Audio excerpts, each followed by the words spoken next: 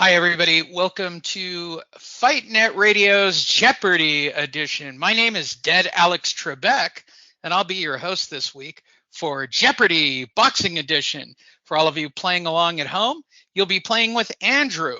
Andrew is a father of multiple children. He is also a boxing enthusiast and writer. He has been with the show for quite some time and tries to stay up on boxing events. You know, Andrew, welcome to the show. I guess my first question for everybody in the room is, what do you do for a hobby? Yeah, I watch boxing, Dead Trebek. Excellent. I think you'll do fantastic today. Our other guest is Miguel Antonio Barragan. Miguel, you live at home with your parents still and refer to people well below your age set as BFFs. What hobbies do you have? Oh, I'm sorry, I forgot. You're in Cancun and didn't take me or Andrew this week. We're still at home, taking care of the family. So, live from Monterey Park, and I'll say this because most of you watch the news, I am fine. The mass shooting that occurred happened about in the middle of the city that is nowhere near where I am. I'm on a hilltop. So thank you for everybody on social media that was asking about how I'm doing, since I am in Monterey Park with my mother at the moment, taking care of her. You're all caught up. So today's theme is current event boxing Jeopardy. And I'm going to tell you why it is, Andrew. We're on the third week of people either lying, not signing, or just telling the same stories. So I thought, let's test Andrew's knowledge. And all of you playing, today's sponsor, Bud Light. I'm in East LA, Andrew. It's got to be Bud Light, right? Lime. It's got to even be shittier than that. Bud Light Lime or something. And Patron Tequila. If you're playing along, so you can guess. If you're watching the video, I'm sure I've put slides up to make it a little more interesting and visual for everybody. That's assuming that I put in that much effort. But for those of you listening along, driving to work, pull over at the nearest liquor store. I recommend drinking and driving on the way into the city. Pick yourself up a Bud Light Lime and one of those little shots, the small size of Patron. And here's how it'll work. I will pose an answer, because it is Jeopardy, to Andrew. He, in the form of a question, will answer it. So I will give everybody a warm up on this topic, Andrew. All right, we'll get you. Of course, the dog started barking after I talked to the dogs. I talked to the dogs. I talked to the dogs before the show, Andrew. You try to get I am them. now talking to dogs. I've been here long enough that I'm talking to dogs, Andrew. I apologize for everybody at home. Hi, this is Dead Alex Trebek. Let's test your knowledge on Jeopardy. This is for all the longtime FightNet Radio followers. Your answer is, this website is where FightNet Radio generally goes to put up its weekly stories. It has also got a backdoor to the PBC and CBS. Andrew? What is boxing scene? That is correct for 10 points. That is, once again, where we drew our stories from. And trust me, they didn't have shit to say this week, Andrew. I mean, this was literally one of the lamer weeks. But shout out to Boxing Scene. We do use them for our news stories. They do a good job of getting the stories up to date. I know that we crap on them a lot, and they are blatantly shills for the PBC. But I think the guys, by and large, do a pretty good job. It's since Flat Top has passed away, my opinion, Andrew, it's the best spot to go if you really want to see what's really being talked about on the web. So that's me being kind. Now that we're doing 180,000 views per day on Facebook, and our numbers are getting kind of ridiculous. I'm learning to play ball, Andrew. I'm learning to play ball. This is the new me. On the other hand, as a side note, Dan Rayfield should shut the fuck up. Okay, let me get it all out of my system. Dan Rayfield this week started just like throwing shit out there to get people to sign up or be on his Substack or whatever it is. I don't know how he makes money or affords that fucking gut of his, Andrew. But he threw crazy shit out like it was fact all week. And I'm starting to think he's like the sad fat kid that we beat up on in the 5th grade. I'm starting to feel sorry for him on some level. Do you think he'll ever get the bypass surgery and, get his shit together? I heard he did get that and he ate right through it. So yeah, they already been down that road. I was talking to someone about this just the other day. I go, the worst thing I hate about Dan Rayfield is the fact that he can comment on fighters who train 7 days a week, 8 hours a day when they're getting ready for a fight. And this fat fucker with a Big Mac on his hand and a stain on his computer can talk shit about him. What a dick. What a dick. All right. It's out of my system. Back to. All right. I got it out of my system early. The audio people are the only ones who heard it. All right, everybody got their drinks. I gave you time to stop at your local liquor store. Excuse me. It's time to test your knowledge on current event boxing with our guest, Andrew Labouche of the Northern California area, and Miguel Antonio Barragan, who I believe is on an airplane. So if you lose to Miguel, who is not even here, Andrew, I don't know what to tell you on this topic. So this is Boxing Jeopardy edition. Hold on. Yeah, that's the wrong sound. I didn't want that. There. Okay, better. All right. Our first question today, I'm going to give you an easy one to warm you up, Andrew. This famous boxer said over the weekend that if he didn't have this contract on Monday, he would pass on the fight altogether. So by Tuesday, he said, okay, I'll take it on Tuesday. And then by Thursday, actually had the contract in hand and said, and I quote, Andrew, this is my favorite part, the devil's in the details. Yeah, that's going to be who is Oscar De La Hoya. Wait, hold on. You get a correct sound. Good job, Andrew. What? This is the most bullshitty, like Oscar threatening over the weekend to me, Andrew, was hilarious. Like, I'm going to let the deal die. Then came Monday and he didn't do shit. Then the contract showed up.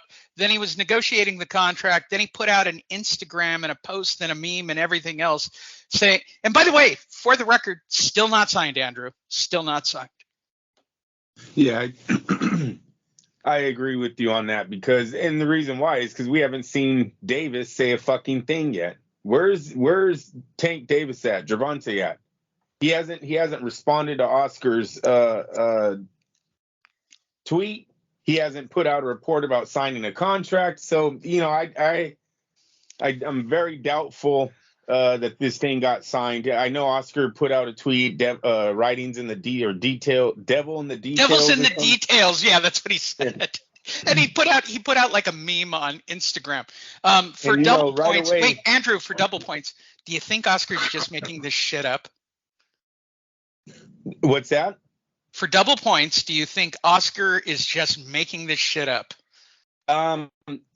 What I think he's doing is he had Ryan sign his part of the contract, right? And you might already know the answer to this, Lee. This is what I was thinking when I seen him saying that the contract was signed. They had Ryan sign his on his dotted line. Did they get a signature from Gervonta? That we don't know. And if it didn't happen, then Oscar and them will look good. Hey, we signed our side. They're the ones running. And we already know this. We already know that the person that's been holding up these fights, Timothy Bradley came out this. I don't know if it was it's one of the story. It's one of the stories this week. Yes, we will talk about it later on. It's one of our questions. That we know who's holding up these fights. If Gervonta Davis didn't sign, we know why he didn't sign. It's an old story now in boxing. So Ryan will then move on. The upside to that is there's a lot of opponents out there that Ryan Garcia that could fight that would give him the same. What is it? What is the word I'm looking for? Give him the same resume. He if he goes out and fights any of the top 140 pounders right now, he gets the same recognition as if he would have beaten Tank Davis. So with that being said, Lee, that fight is still probably the hottest fight in boxing. I really do believe that. I completely agree. I I didn't know how quick we'd go through the story, but there is on Boxing Scene, and I recommend everybody look at it because they are kind of in tune with the fans. They did a list of the 10 fights we want to see this year, and I would agree with every one of them. But I'm going to say it: we're rapidly going through the first quarter. Ain't nobody. They got to have time to train, right? So fights in Vegas, fights in New York. These guys are going to need 8 weeks minimum to train for these fights, and now you're moving out of winter into spring, and nobody signed a fucking contract at all, Andrew. It's really, I'm really getting frustrated with the news for the last 3 weeks. No, I'm on board with you there. And actually, ever since you pointed it out, or we pointed out, however you want to say that, it's kind of makes me kind of laugh though when I do see every time I see a story, I copy it. Yeah, by the way, sign up on our Facebook page if you want to stay up to date. I get all of the stuff through the feeds from all of the boards. I look at all the stories. I pull them off. Everybody makes a meme. Everybody makes a fight poster. And I write the same thing at the top. Hashtag fights still not signed. That's the reality. Just they got to stop.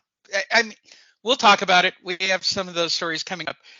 Let's move on to our next Boxing Jeopardy question for today. Hold on. I'm using multiple screens that are not my normal screens are making me frustrated already. All right. Our next question, Andrew, our next answer. This boxing promoter took shot at influencer fights and calls for a return to real boxing. Oh shit! It's a good one. It's a good one. Yeah, I didn't see the story, so I don't know. I'm gonna just go with the guy. Hold on. I've got a sound effect for that. Hold on. It would be. Who is Oscar De La Hoya? Oscar De La Hoya? All right, so Oscar, who actually dabbled in influencer fights, if you don't remember, he did with Triller before they, I guess, went under or whatever the hell they're doing, is now saying that influencer fights and we need real box. Listen, bro, we need real boxing. So here's my question. If Oscar was producing the non-real boxing influencer fights with all of us who have views and shit, do you think he'd be behind it? Of course. If one of those guys were in the division of Ryan Garcia, he'd be behind it because he knows that would make huge money. So why does he got to be a bitch? I mean, I'm starting to think Oscar is a bitch for the new year. I wouldn't have guessed him. I was going to say someone that hasn't been involved in it, like Top Rank. Yeah, right, like Bob. Yeah, like fuck those guys. Yeah, they come out against something like this. Not someone who is signed up to fight. To fight in a exhibition bout against an MMA guy.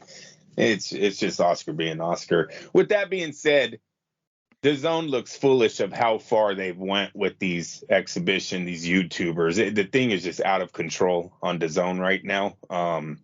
So I do wish they would tone it down. I still don't think it gets that many views. Now, I could be totally out touched. This could be a young kid thing, a young generational thing that I'm not just tapped into. But I do not see these YouTube fights going viral in the boxing chat rooms for as much as DAZN's putting money into them. So, hopefully those do go away because it's getting, like I said, Lee, it's getting bad. I don't mind seeing old professional fighters fight against each other, but the whole what Jake Paul has brought into the sport has really gotten out of control. There's guys that, to me, that they're just it's pointless putting them in the ring right now. If you look at the influencer card that they did in Florida, right, where they basically did like the Dr. Mikes and the YouTube influencers who had literally millions and millions of followers. Look, they did exactly what they wanted to do. They all trained for a couple of months. They all got into the ring and basically did tough man, and they got a higher view rate and a higher pay-per-view rate than anything outside of a major fight has done this year. So do I think it'll stop? Probably not. I haven't seen it, so I can't believe. It's awful. It's awful boxing. They're guys who can't box, right? And I'm not one to talk on this topic, right? If they phoned me up and said, "Oh, we want Lee from Fight Net Radio to be on the next influencer card," you and I both know what I'm going to say in a heartbeat, right? Um, like it's not even a debate after what I watched the first time around. I'm not even sure that I wouldn't even be interested in KSI or Jake Paul has more skill than me. He's spending more time in the gym. But guys below that, I would have to look at it pretty hard, Andrew. I mean, look, at the end of the day, we're all whores. And I say this to all the writers who listen to the show. We're all whores that are dictated by how many views we get. I'm currently obsessed with it with our Facebook and Instagram platform and trying to hit 1 million before the end of the year. Like I'm obsessed with it. And if that means that I have to go and do another stupid event, I'll do it. Because I think Fight Night Radio deserves it. Off track, but yeah, it's we're all whores. Let's just say I went to work at USA Today tomorrow, right, as a writer. They're going to ask me what my social media following is. They're going to ask me how many views do I get? How many feeds do I show up in? That's a real thing. Standard media is dead. So I think De La Hoya is out of line. He should focus more on, being an influencer at Golden Boy, which he truly, strangely isn't. He just says crazy shit and, wears women's clothing. Let's move forward. All right, Andrew. We know that there are many people attached to the Usyk Fury fight and that there are holdups based on location and purse splits. All right. This boxing individual associated with these two fighters said Usyk wants 50-50 for the Fury fight. That's not right if their fight is at Wembley. Who is that individual? Or what is the name of that individual? Or the answer is, what's the name of that individual? Or he said it. I'm going to say who is Tyson Fury? No. Oh, man. Who is the grumpy old man of boxing, Bob Arum? Listen. Joining us on the phone is Bob Arum to clarify his statements for everybody. Listen, I don't understand what his problem is, right? Everybody agrees that if it's Saudi Arabia, the offer comes through and it's real. That's how we'll go. Okay, got it? They got lots of money. I like those guys. But the fighters have agreed to the fight. I spoke to Frank Warren. We're giving them until this week, again with the deadlines. Guys, stop. You'll go another week. It doesn't matter. Week to offer, which I believe if they don't get, then we're going to do the fight at Wembley. And then we'd have to talk about the percentage because Usyk wants 50-50. I mean, where's he going to fight? The Ukraine? What are they going to do? Drop a bomb on our heads while we fight? He's got no choices here. And then we'd have to talk about the percentages and blah, blah, blah. That's not right if the fight's at Wembley Stadium because 95,000 British people are going to come to the fight. It's going to be a Brit pay-per-view. So Tyson deserves a bigger share. All right, Andrew. Again, under our category of this fight's not signed, this is just, it's ridiculous at this point. Well, listen, he has a point with if the fight's in the UK, Tyson is the main draw there. I don't know if he does how much of a percentage. I'm not in the financial side of boxing because they're both champions.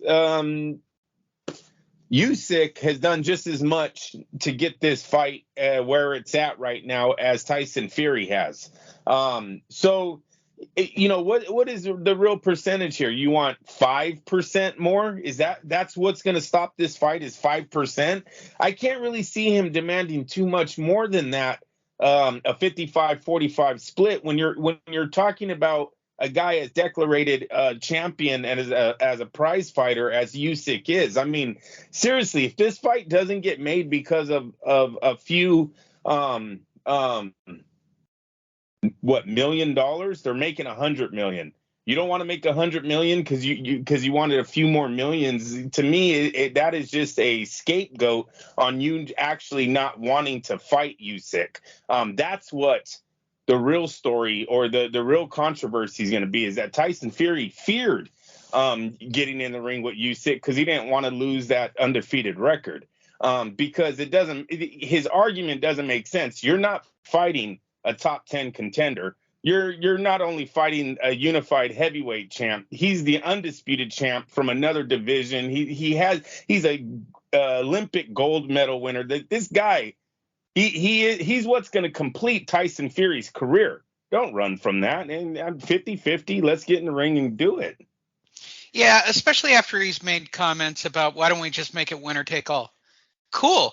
Let's make it winner take all if you're so confident. I mean, let's not be ridiculous. Let's dangle $200 million in the ring all in front of everyone, right? And you guys go at it, winner take all, if you're so confident. But, promoters will never allow it. I mean, I would love to see a winner take all fight. It's just not going to happen in our lifetime. 55 is not bad. I think 60-40 is what Bob is kind of alluding to. But again, if they go to Saudi, you can have 50-50. You can have 50-50 in Saudi because they don't care. Yeah, I think that's too much. And that's just them trying to that's the starting number and they'll work down from there. That's 60-40. That's way too much for this type of matchup. All right. Eddie Hearn has somehow got the promotional contract over Dimitri Bivol. I don't know when that occurred. I'm sure it's after the divestiture of the MTK. He is talking about his next fight. Who is the person that Eddie Hearn is pushing for Dimitri Bivol to fight in the spring? I don't know, because now you have me lost. I don't know. Okay. The answer is, who is Joshua Batista? I mean, you've literally Yeah, I knew it was gonna be something stupid. Yeah, no, it is stupid. What the why is he pushing for this? Why what? Well, it's the same reason. Is there a mark for Bivol? Wait a minute. Buatsi? Wait a minute now. They have Canelo fighting some. What is that? What is his name? Yeah. It's a question coming up later on. But yes, you're correct. Well, I don't know his name either, so I'm going to get that wrong, Ron. But why the fuck is Canelo fighting another one of these guys? Well, they're milking. This is again just like Garcia and Gervonta Davis, right? We need a tune-up fight before we have the big fight. What? We need to get Dimitri Bivol an extra $5 million? Is that really? No, it's Eddie Hearn. It's Eddie Hearn. He's using Bivol, but remember, Triple G was the warm-up to May. I thought May. I want him in May, right? The fight will be in May. May. What happened to May? Now he did get the injury. That might have thrown things off. Remember, Canelo said he wanted to do some surgery or whatnot. That might have gave the opportunity, right, an honest opportunity for them to say, hey, we want to keep Bivol hot, warm, whatever. We get him some rounds in. We're not going to put him on the shelf until Canelo's ready to fight. So if that happened, so be it. But I could have swore with the math that we did after the Triple G fight, he had enough time to get surgery, to rehabilitate his arm, and then get back in May with Bivol. So who knows what's going on, but neither of these fights will get many views. DAZN will still be in the $6 billion debt. I can't wait until they go away. Seriously, Lee, we got this thing all wrong. I'm going to keep telling you boxing fans the same shit. Us, as a sports world, got this wrong. DAZN and PBC, they have hurt the sport of boxing more than they have done good for it. It's time for them to go. Eddie Hearn was given $1 billion and he got greedy. Al Heyman was given $700-800 million. He got greedy. It's kind of sad where the sport is right now. We're going to talk about Gervonta's numbers coming up, and I don't give a shit what number you take. They both are pathetic when I just said he might be involved in the biggest fight in boxing. There you go. All right. Let's get the board back up. What category would you like next, Andrew? Oh, I can't see it, Lee. It would be boxing, or boxing. Oh, there you go. Yeah. You'll take boxing? Okay. I was like, damn, he made a board? Oh, no. Don't kid yourself. I'm still going for the yucks. halfway didn't along sleep in all this. night. All right, Andrew. This fighter is still jailed in Cuba over fatal accident as the legal case is still playing out. I fucking hate you. This fighter is jailed in Cuba Over a fatal accident and forced to stay there while the legal case plays out. Damn, I have no idea, dude. I'm so out of touch with news. Okay, hold on. Where are you pulling this stuff up at? Hold on. Let me get the sound effect. There we go. Who is Yurkis Gamboa? He's still in Cuba. As reported by Fight Net Radio and Boxing Scene, Yurkis Gamboa is still in jail in Cuba.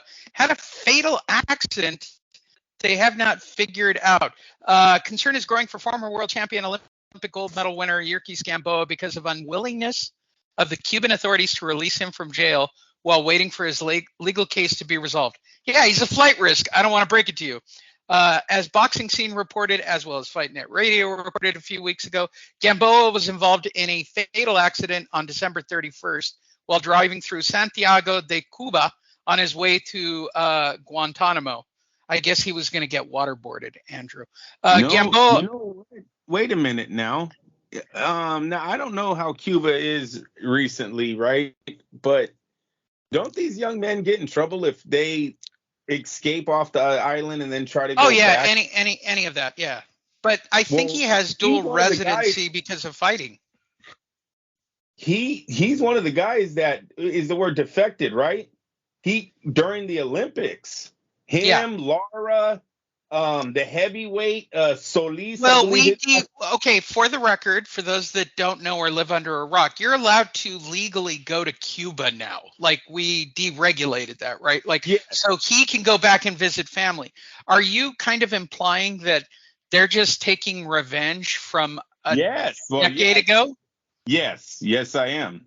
It's I like this. It's an embarrassing situation when 4 members of your Olympic team escape in the middle of the night. That was not a good look for Cuba. And I would be very nervous if I was Gamboa going back there and getting in trouble with their government. That's scary. I know it's legal to go there now. I get that. We've seen people traveling there now and all this, but they didn't go there as criminals. You see, Gamboa went back as a criminal. Most of the time, criminals don't go back to the country that they escaped from. When you do, most time, if they catch you, you're in trouble. That don't go away. There you go. All right, I'm going to give you an easy one. You've had some hard ones here, Andrew. Yeah, I didn't even know he had an accident, to be honest with you. Yeah, you know what? He had an accident on New Year's Eve. He was probably drunk. People were involved. And I don't disagree with you. If they've been waiting all this time to take a shot at him and now they've got it, or you got a couple of those old guys in the military suits who've been around forever, he's screwed. He ain't going nowhere.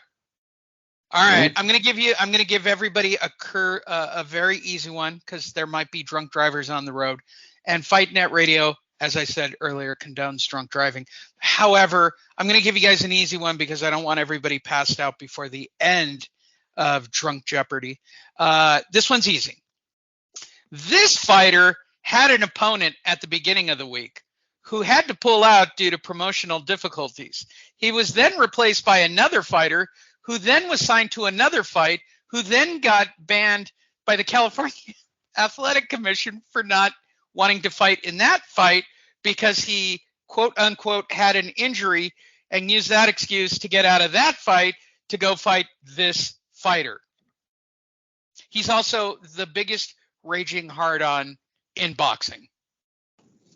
Yes, that is, who is Adrian Broner? Correct for 100 points, Andrew. Man, did this guy have a fucking week. All right, so on Monday, Redcock pulls up due to promotional dispute. Let me translate that for people who don't know any better, right? He didn't like the money. He didn't like the terms. He didn't like whatever the fuck it was. or BLK Prime was trying to get him on the back end based on pay-per-views. But whatever the fuck it was, Ivan was like, fuck you, fuck this, I'm out.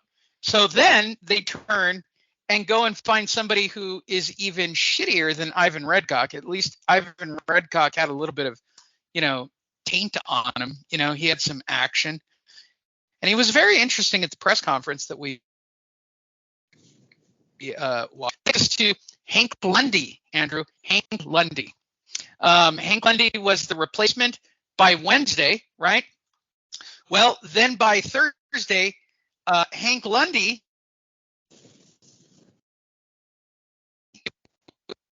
the California Athletic Commission, because he claimed an injury to get out of a fight he had here in Ontario, Southern California, so that he could go fight Broner. And they're not going to unsuspend him. They were going to ask $80 for the pay-per-view or something outrageous based on the number. Like, this man is fucking cursed, Andrew. I swear to God. Let me tell you, the California Commission, that's the one that suspended him. Yep. They saved the BLK brand as of right now. Their promotional company. Probably $1 million. At least $1 million. They saved him because look, whatever Adrian Broner said, he's making serious cash over there, right? So let's say they're giving him a few $1 million, thinking that they're going to make it all back when him and Terrence Crawford do their pay-per-view. So they gave him a few million. They're trying to get this fight on. To charge people, you say, how much did you say? $40? Yeah, I've read reports 40 all the way to 80 for this fight. $40 to $80. Whatever they do to charge people for an opponent. Hank Lundy has lost 6 out of his last 8 fights. He's currently on a 4-fight losing streak, man. This is an absolute joke. Whoever the BLK, or I don't even know what that's it, right? BLK Entertainment. Whoever they have as their matchmaker needs to be either brought into the office and talked to, or let go. You can't trust somebody that was going to put a pay-per-view event on with Adrian Broner, who's borderline fucking not even a star himself anymore. I really don't know how many views they were going to get just off of Adrian Broner's name. But then to attach it with an opponent that has lost 6 out of his last 8 and is currently on a 4-fight losing streak. How are they going to actually sell this when you're trying to talk about why these two are in the ring fighting together?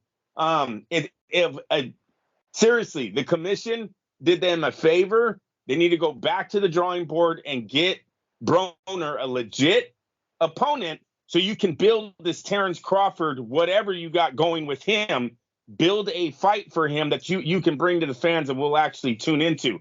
Believe me, Lee, Adrian Broner has probably a fight left in him.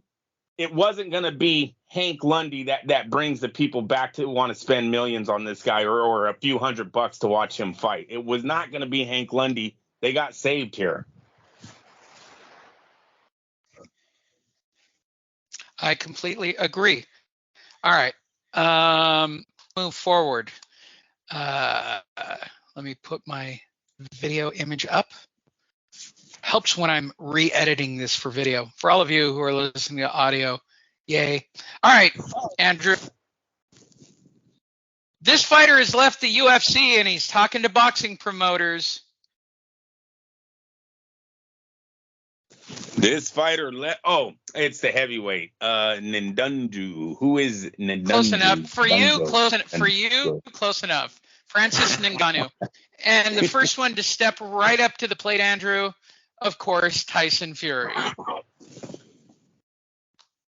So he had a better deal on the table to fight John Jones than Brock Lesnar. So that would have probably been somewhere between $8 and $10 million to fight John Jones. He's going to walk away from that money and go try out the private sector of boxing or stunt boxing or whatever the hell it is. Where would you put this in the whole grand scheme of things? All right. He's a world-class fighter. So him transitioning into boxing does not look as bad as say what DAZN's doing with the YouTube influencers or Jake Paul. So I'm not mad at him trying boxing. Look, it's no secret. It's been reported many times boxers make more money than the UFC fighters. If you really feel that you have some of the biggest hands in the sport and you can knock anyone out, why wouldn't you try to fight the heavyweight champ of the world for the biggest purse that you'll ever make? Just makes sense. So I'm not mad at doing this. Once again, I don't. Hey, I got some people at a party too. Some youngsters. There's some youngsters talking about the UFC, and they start talking about the Jake Paul thing and how if he came to the UFC, it'd be over and all that. Asked them the same fucking question. No one had an answer. Why hasn't anyone pressed Dana White and the UFC to finally get a world-class boxer into the octagon and put a rest to all of this? I still don't know why anyone has not seriously asked Dana White for the answer to that question. They make enough money. Let's not be stupid here. The UFC has enough money to do this fight. Why it hasn't been done yet? I think I know the answer. Dana White's not fucking dumb. He learned off Holly fucking Holmes, but it's the UFC fans that want to still argue about why it hasn't been done. When you ask them straight up, they look at you deer in headlights, though, because they don't have a fucking answer to why the UFC hasn't put the biggest fight combat sports would ever have together. You could have done it hella times already. Mike Tyson, Lennox Lewis, Roy Jones Jr., Tyson Fury, Klitschko, Pacquiao, Floyd. You know how many times they could have put together the biggest fight combat sports has ever seen? Yet they continue not to. Fuck out of here. So You're not buying off on the Conor McGregor Floyd Mayweather fight. But that was in a ring. I'm talking about Dana saying, you know what? What is it gonna fucking take for the UFC to hold the biggest combat sports the world has ever seen? Because that's what it would be. Lee, so you're discounting the James Toney UFC run. You're just doing that to make people mad. So no, he had to have. It was only $1 million. Only $1 million isn't going to be involved in this fight that I'm talking about. We both know that. So they haven't done it. Ngannou can come over here. Look, I like it.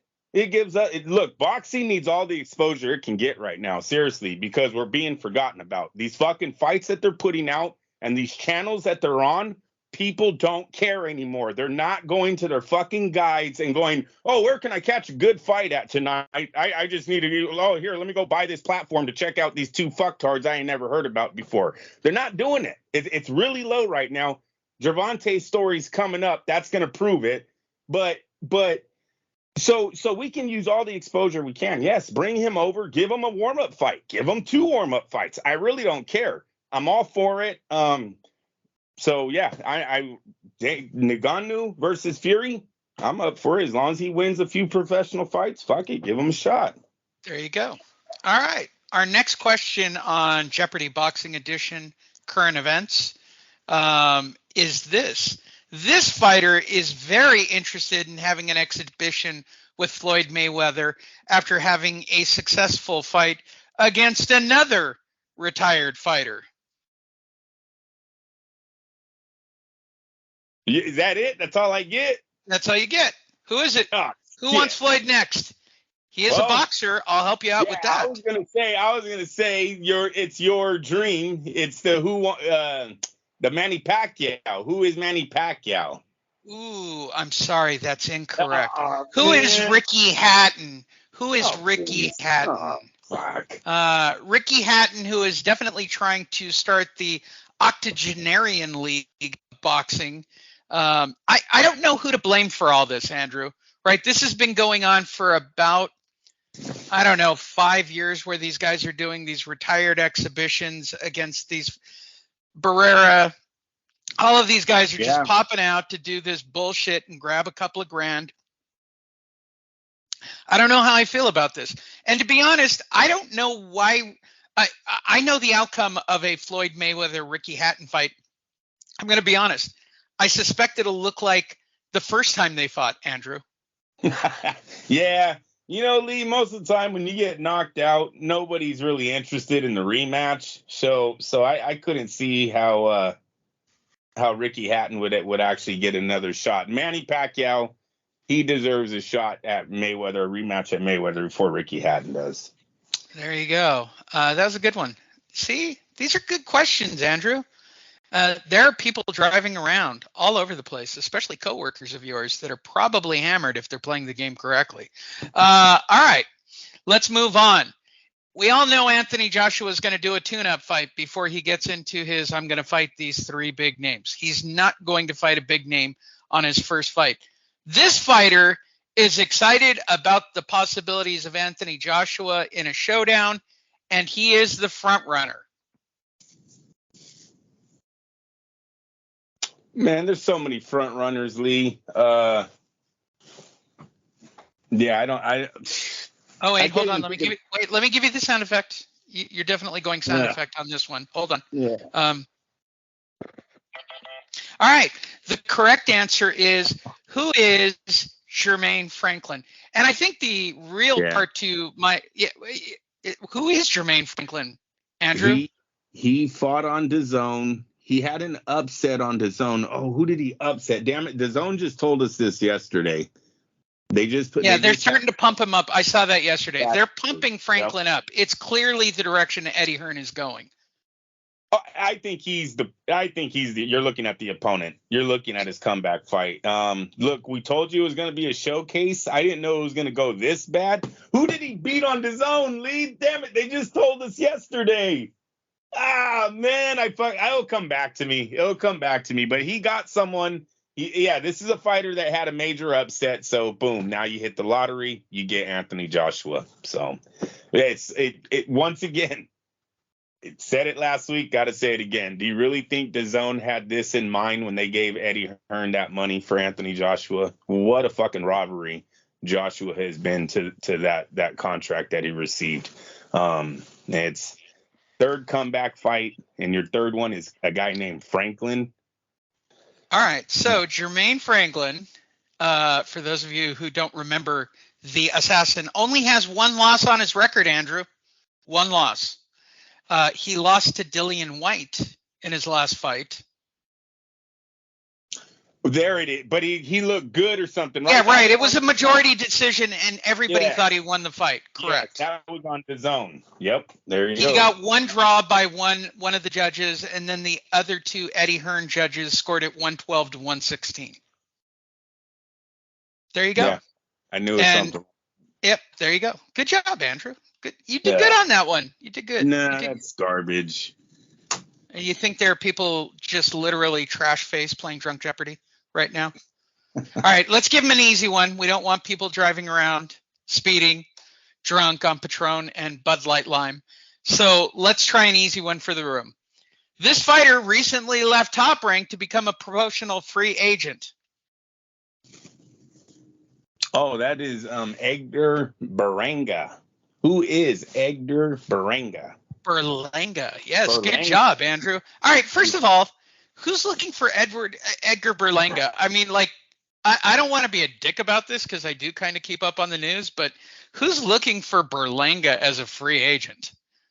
Yeah, listen, Lee, I hate saying this. He's a young man. Hopefully his career turns out good, but in my opinion, terrible decision what he did this week. How the hell do you release yourself from the biggest, baddest, most influential company in this fucking sport?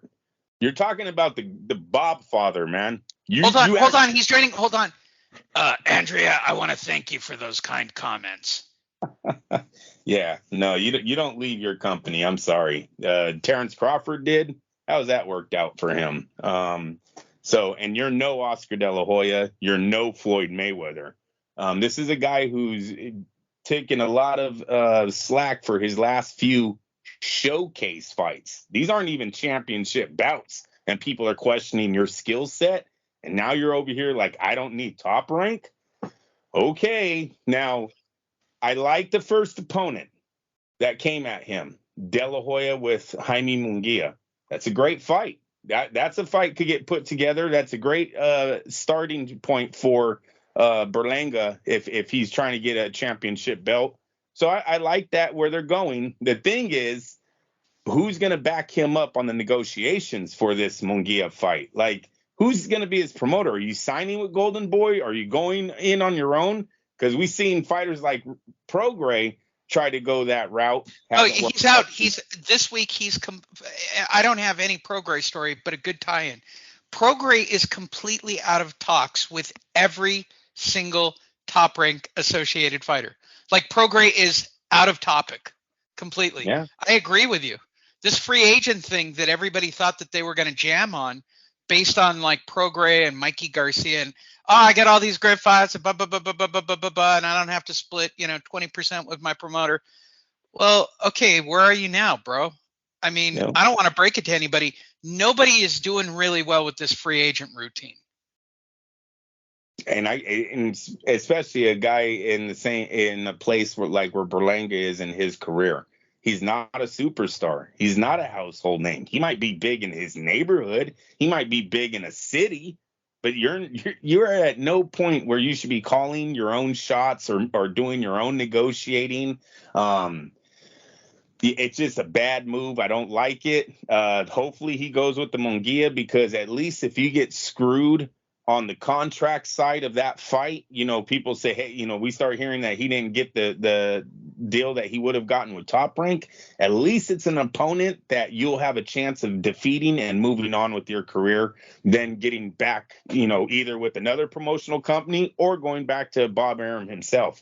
Why he left Bob Arum is it's mind blowing. It seemed like hopefully it's Top Rank that let him go. I really don't know, because Lee, you would think that Top Rank was babying Berlanga. Seriously, I mean, this guy. No, they were building him. Look, we all know this about the Bob father. He likes Puerto Ricans, especially out of New York with Puerto Rican ties. He likes that East Coast vibe. He likes controlling Puerto Rico in general. He was building this guy. He was building him as his Felix Trinidad. He was building this guy to be that guy. Yes, no, I totally agree. Especially because there's not a lot of Puerto Rican fighters out here. When Top Rank has interest in you, they would almost have given him that whole island, man. Everyone would have been following him after it. Top Rank, they've done it many times. That's why I don't like the move at all. We'll see where he ends up. Like, seriously, if he ends up on the PBC, what? So now we have to watch you fight all the fucking losers that all the other guys have already went through. We got to watch you build your career fighting all of the. What, Gabriel Rosado will be like his first fight on the PBC? I'll pass. I'm sorry, not paying pay-per-view money for that. I'm not doing it. I don't care about you versus Andre Durrell. I'm not watching that fucking fight, Lee. I'm telling you that Andrew, right now. the dog versus Berlanga? How would you pass on that pay-per-view at $50 a pop? Not doing it, man. I'm too damn old for this kind of stuff. You're not getting me. You're not getting me again. Don't walk on the dog, Andrew. Ruff, ruff. Oh, that's hilarious. All right, let's move forward. As we all know, Naoya Inoue dropped all of his belts. He's going up to 122 pounds. Breaking story out of boxing scene this week. They are in negotiations with this fighter. Okay, say that one more time. I missed the promotional company. Who? The monster, Naoya Inoue. Oh, yeah, dropped all of his straps. We know that. Yep. He is going up to 122 pounds for his championship targeted clash in late spring against this fighter. Yeah, who is Stephen Fulton, I believe. Ooh, look at you. What a beast you are. That's a tough one to pull. That is correct. All right, Andrew, tell me, am I interested in Fulton versus Naoya Inoue? Yes. This is Miguel's fight, man. This is the one Miguel was calling for. So I know he'll have something to say when he gets back on this one. Yeah, everyone should be pulling for this fight. This is Fulton, a unified champ. Inoue's undisputed. Them coming together to meet, both undefeated. Great fight. There you go. Good job, Andrew. That was a big one. That was clutch. Yes. I'm sure there are people who are drinking in a car right now based on that one. All right. We all know that David Benavidez and Caleb Plant are set to fight at the MGM Grand. Wow, they don't think they're going to sell many tickets. At the MGM Grand in Las Vegas. What is the date of that fight, Andrew? Fuck. Have no idea. Come on, Andrew. It was the biggest story of the week. They finally got it done. Hey, listen, I kind of laughed at just how they're selling this. Didn't you? I get the text of Miguel going, "We're going to the fight, right?" What is March 25th at the MGM Grand? It got done. One of the fights that has literally, for the last, at minimum, Andrew, 60 days? There's no demand for this fight. We need to stop. There is no demand because Benavidez is going to knock Plant out within 5 rounds. And they have very limited fan bases, bro. Nobody really talks about David Benavidez and Caleb Plant. They really don't. Caleb Plant had a 5-minute career on the Canelo situation, then goes in there, totally looks outclassed, is over there trying to talk to Canelo so he won't whoop his ass even harder. Hey, I look good, right? Man, we're both really, really good fighters, right? What are you trying to make friends, bro? Is that what we're doing? We're gonna make friends during our world title fights? The fuck out of here.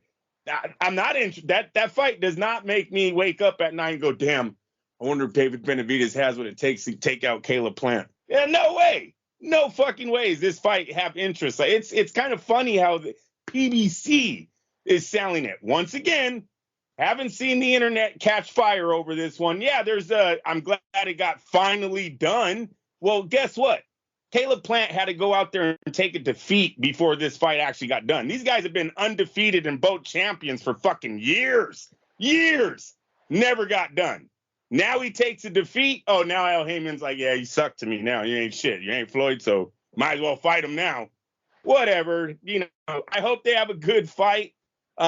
This does nothing for both of their careers. This is not legendary. This is not, HBO will not be doing a 30 for 30. ESPN will not be doing a 30 for 30 on this fight unless a fan man comes down and falls into that fucking ring. Nobody cares. Well, I think the telltale sign, they're doing it at the MGM Grand Arena, which is the smallest of all of the arenas on the Strip. They don't feel too confident about it. Yeah, exactly. No, Lee, it's like, come on, Caleb Plant. I'm not even sure why it's in Vegas. I'm really not. It's not even a Vegas caliber fight. And you know what? I'm just happy Vegas is giving a damn. They really haven't given two shits about the sport in a while now. A lot of these fights are getting passed up by Las Vegas, who used to take in all of boxing. So that's kind of weird too. I don't know what's going on, but at least Al Heyman got the MGM to be interested in the fight. All right, you're gonna like this one, Andrew, because it's gonna set you off. I like a good story that'll set you off.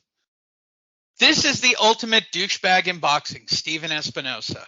This week, it was reported that there were 60,000 buys for the Gervonta Davis fight, and then miraculously, Steven Espinosa says, no, that's incorrect, and floats through the world's fattest reporter, Dan Rayfield, that the buy rate was closer to 200 or 250,000 pay-per-view buys. He is now stating that he has restarted talks on this fight for Showtime pay-per-view.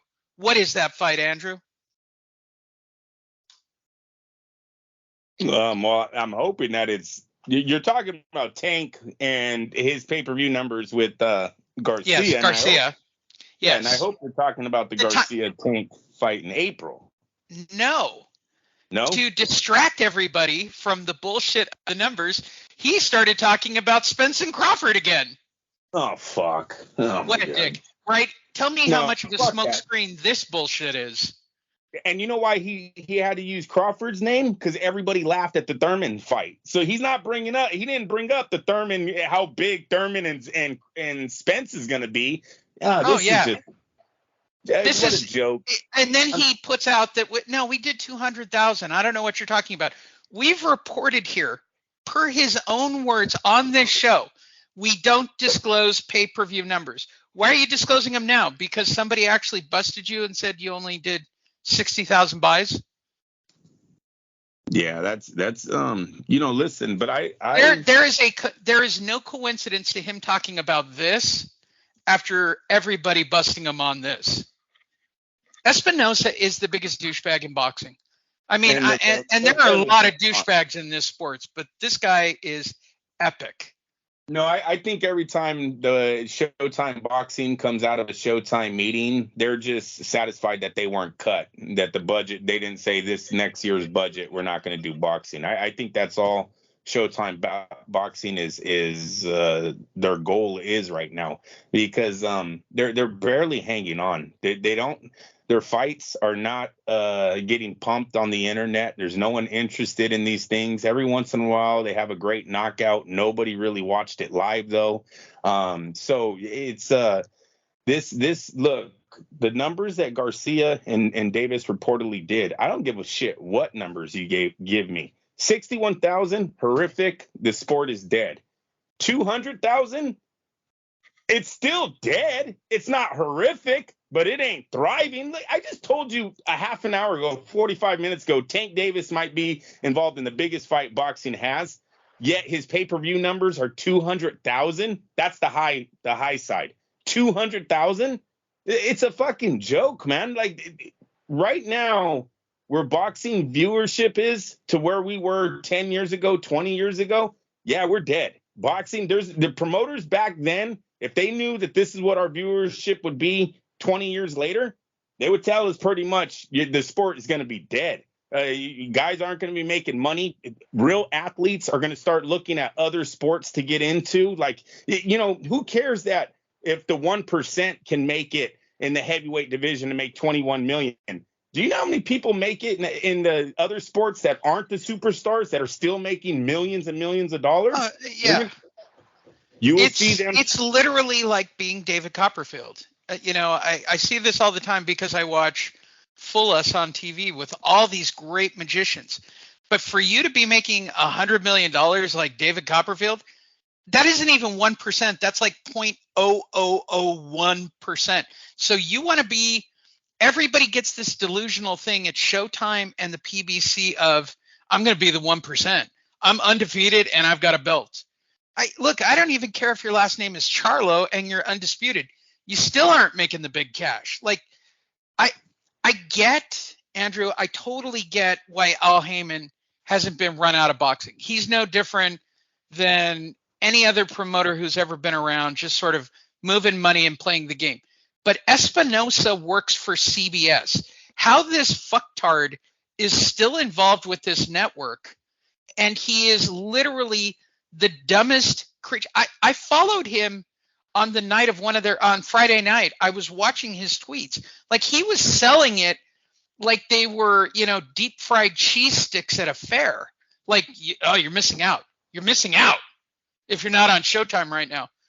Or I'm watching John Wick, asshole, and it's way better than what you've got on. And I've already seen John Wick 25 times. Yeah, no, listen, we have always had fighters that were able to get great numbers. Muhammad Ali brought people into the movie theaters. Sugar Ray Leonard brought viewership. I think they said Sugar Ray Leonard, when he fought Duran the first time, made in today's money $27 million. He got paid in that one night to fight Duran. De La Hoya used to do millions. Tyson did millions. Holyfield. The list goes on and on. Floyd Mayweather, Pacquiao, of fighters that got millions of views, either on closed circuit, pay-per-view, or just viewership on TV, free HBO. Millions. Right now, Lee, you posted something last week that said our highest earning viewership in boxing right now is Canelo Alvarez at 600,000 fucking views. 600,000, bro. We're not even getting with Triple G. It has been like Triple G. And with Triple G, 600,000. We're not even getting close to 1 million anymore. And now now we're reporting that probably one of the top tier gate sellers, right? This guy, he sells out every fight. Every fight is fucking sold out. 20,000 is only doing on the high side 200,000 homes. 200. So our highest guy is 600,000. Then we have a drop off of almost 400,000 before we get to Well, Tank Davis. and by the way, that's assuming that Espinosa is telling the truth about the The buy truth. rates. I know. No, Yeah. I know, bro. No, our sport is not in a good place right now. These fighters, like what the PBC created, have really hurt this new generation. These fighters, what Floyd Mayweather brought to our sport, has really hurt this sport, this generation. We need, seriously, we need an American, young, like Oscar De La Hoya age, 20 years old, 21 years old, out of the fucking Olympics, gold medal. Everyone's in love with him. And then we need to have him do a 10-year career where every little kid in America wants to be him. We really need that And guy it really to could be save this somebody, sport. Andrew, it could be somebody like Ryan Garcia, right? Like, but he's still not fighting anybody. Yeah, He's more interested in making videos with Jake Paul. I know. No, I know, Lee. That's why I said it's got to be someone probably out of the Olympics, someone who's been married to the sport a long time ago.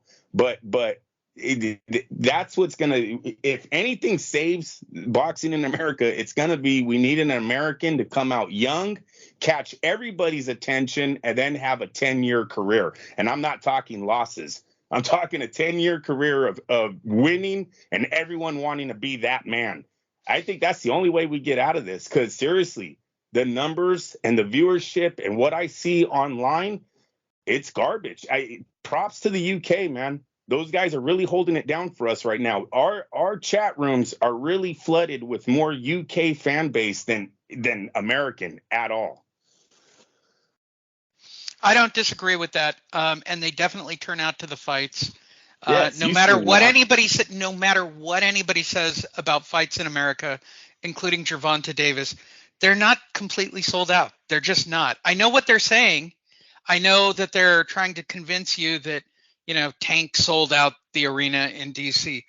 Well, okay, I can go online and tell you for a fact he didn't sell out that arena. Did they really lose, 5,000-10,000 seats because of the box? You get more seats when you put seats on the floor. It should exceed capacity. And that's not the case. So truthfully, guys like Espinosa just think, and I'm going to say this to everybody listening and all of you in every chat room, boxing promoters like Espinosa, Don King, Al Heyman just think you're fucking stupid and that you'll buy off on Gervonta Davis versus Garcia, and you'll pay pay-per-view and grab casual fans. They're treating you like complete assholes. When we should be talking about Spence and Crawford, we should be talking about Tyson Fury versus Alexander Usyk, not Caleb Plant versus David Benavidez. Like the shit that's being put on there is nothing on the boxing schedule for the first quarter of this year that gets me excited at all, Andrew. No, and I'll put it to you guys another way. These numbers would have gotten us fired at HBO. Not they would have let us go. 200,000 for one fight and 600,000 for the top man. Your elite ticket seller in the sport is only getting 600,000 buys on his pay-per-view. You think HBO is putting the money into pay-per-view for that? We would have been let go. So that's how bad it is right now for the sport. I don't know who's going to change it. Listen, I know Ryan has a shot, but like you said, Lee, De La Hoya needs to get him that fight. He either needs the Davis fight or he has to start stepping in the ring with all the 140 contenders. And I don't know if there's one contender that would give him the same respect that a win over Gervonta Davis in America would. Like, for example, him beating Teofimo Lopez, I don't know if it makes him a household name. Him beating Josh Taylor, well, it would make him a global name. He would then be big around the world. In America, how many people know Josh Taylor and be like, oh, that Ryan Garcia is awesome because he beat Josh Taylor last night?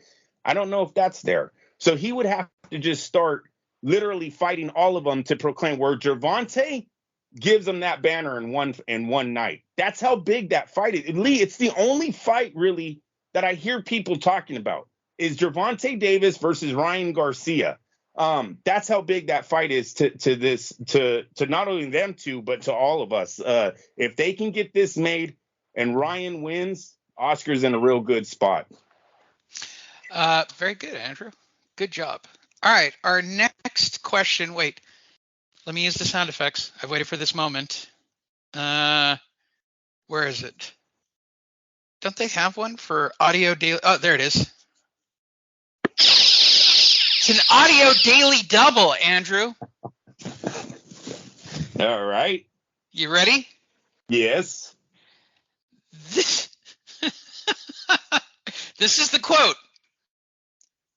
One thinks it's crazy because this fighter fighting at middleweight would be crazy, okay?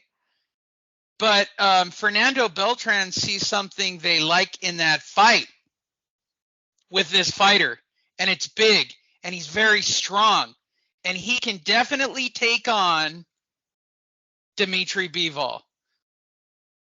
Oh shit. I seen this. Is this not crazy? This is a crazy daily double. Crazy. Yes, it's crazy. It's leaving me. Go ahead. Wait, hold on. We need a sound effect when you're that far off. No, not that one. Wait, hold on. No. All right, and who is Jaime Munguia versus Dimitri Bivol? Yeah. What crack is Oscar smoking now? If he does that, not he's only just serving him up. He's literally just serving him up. Yes. That's a paycheck. He went to bed drinking heavy that night, and thought of what if I could get my Mexican to beat the guy that beat the all-time Mexican, right? That's what he got in his head. What if Gilberto didn't do it, but what if Munguia can beat him before Canelo beats him? Then I would be number one again. Like, that's the only way Oscar thought this up, was if he was drunk. Jaime fucking Munguia does not belong in the same ring as Dimitri Bivol. I hope they stop that fight. The kid talk about ending a career for Munguia. Lee, the punches that he takes, he would use his head like a fucking speed bag, bro. Like a speed bag. He couldn't stop combinations. Listen, bro, it's going to be on Cinco de Mayo, and it's going to be at the healthcare center in Los Angeles, and all the Mexican fans are going to come out, bro. It'll be tremendous. Yeah, could you imagine the size difference of these two would look like in the ring? Think about what Bivol has looked against Ramirez and looked at against Canelo, and now you're bringing a guy two divisions or a division under that. It's not that crazy, bro. Listen, sure, I did lots of cocaine. I didn't want to say drug use, but that's borderline drug use. Like he's borderline. Woo! You're doing a 3-day fucking all Oh yeah, you started on Friday right after work, and you're going right until work on Monday on this one. Like you walked into Golden Boy on Monday with a bad shave on your face. You still smell of Patron. You still got half a baggie of coke in your pocket, and you walk to your desk. But the whole office knows. You can smell him as he walks down the hall. Sits down at his desk, pulls out his phone, and sends out a tweet of, Jaime Munguia could beat Bivol. It's not crazy. Me and my girlfriend had talked about this all week. All weekend. At least I think she was talking about it. I'm not sure. She might have been talking about Zuro. I don't know. So great. Oscar, you're the best. Big kiss and a shout out to Oscar. I love the fact that Mario doesn't do any post with Oscar anymore. It's actually quite hilarious. I think Mario Lopez's wife is like, you can't fucking hang out with him anymore. Like, he's out of control. Like, you're just going to get into trouble. And so all of Mario Lopez's social media posts are all about the family and jiu-jitsu and doing events and doing his day job. There is nothing with Oscar anymore. He definitely got the wife edict of, I don't want you hanging out with him anymore. Yeah, no, I think Instagram models and pictures in your underwear get you on the grounded list. He is my hero. Yeah. I mean, oh, God. Are you in your fucking underwears too? So great. Oh, what were you doing? You were at a fight in New Orleans? Sure you were. I could see the whole thing. I could see the whole thing. All right. We all know that Canelo plans to return on May the 5th, Cinco de Mayo weekend, somewhere right around there, whatever that Saturday falls on. It's his favorite night to fight in Las Vegas. His promoter, Eddie Hearns, is putting together and concluding a fight deal for him to fight what fighter for Cinco de Mayo weekend, Andrew? It's something Ryder. I know. You got it. No, you got it right there. You killed it. You killed it right there. Yeah. So my first question is, who the fuck is Ryder? Like, what the fuck is this? That's why I said it's something Ryder. Yeah, it's really perfect. It's actually perfect. Who the fuck is this? Another European paycheck. I mean, Canelo has made probably former MTK guy just looking for a paycheck. Yeah, they just made a living off of these Europeans, man. I've really never seen anything like it. And to be honest with you, the Mexican fan base used to be a little bit more pushy, right? They wouldn't have allowed like Chavez Sr. to do all this, right? Barrera, Morales. I don't know. It just seemed like the fan base has changed a little. But what is this? The fifth white guy he's fought? And no shots of white guys. I know you guys can fight, but historically in boxing, no, we actually can't. Really historically in boxing, UK fighters have never been up to par like the fighters over here and fighting out of America, right? The Puerto Rican fighters that come here, Mexican fighters that come here, and the American fighters. That used to be the mecca of the sport. You wanted to get there and fight in that class, and the Europeans just never really made it out here. That's why when they do, they make so much freaking money because their country is like, dude, you're fucking awesome. And America's like, you're awesome. And now they're getting big money on both sides of the pond, which makes them rich men. So if everyone could do it, believe me, they would all be here. But they're not because really they're not up to par on the skills of what the Americans and Puerto Ricans and Mexicans bring. And but Andrew, they can wear the gay rainbow belt of the British Commonwealth. Is that not the worst belt? Ugh. I know. I hear you, but hey, gay flag belt. Jeez. You have Canelo fighting, I don't know, his fucking fourth or fifth guy, it seems like, from the UK.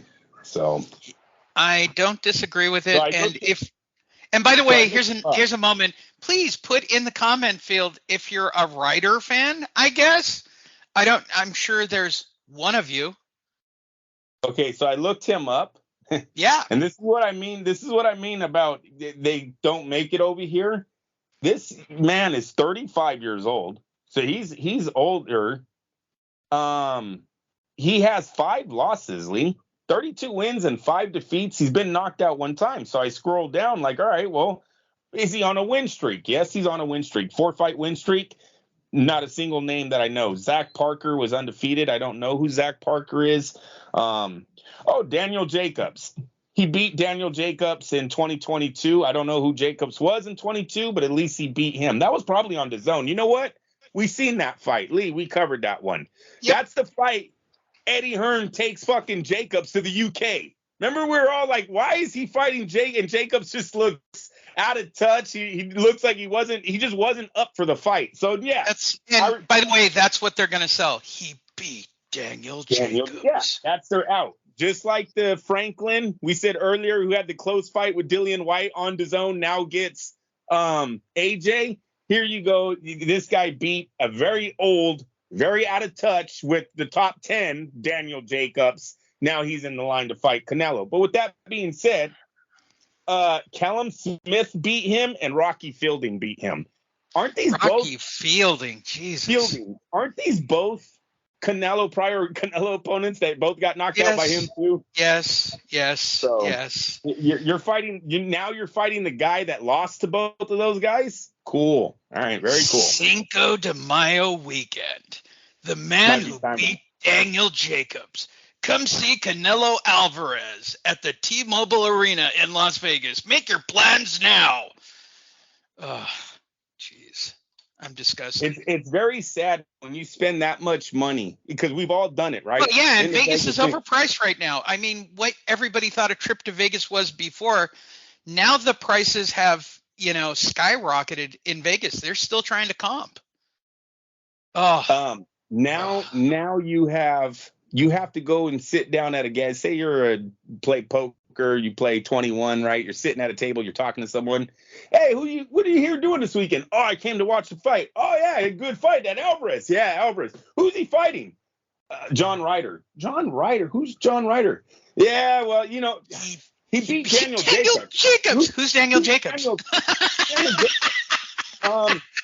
Well, what's his record? 32-5. Ooh, he has a lot of losses. Yeah, it's a good fight. You can't sell it. You can't. They're gonna be like, man, this guy's getting ripped off. He just spent fucking $4,000. They've got enough propaganda shows on DAZN that they could work on it for a while. Sure, Andrew, remain optimistic. The DAZN boxing show will sell it like it's a brand new car.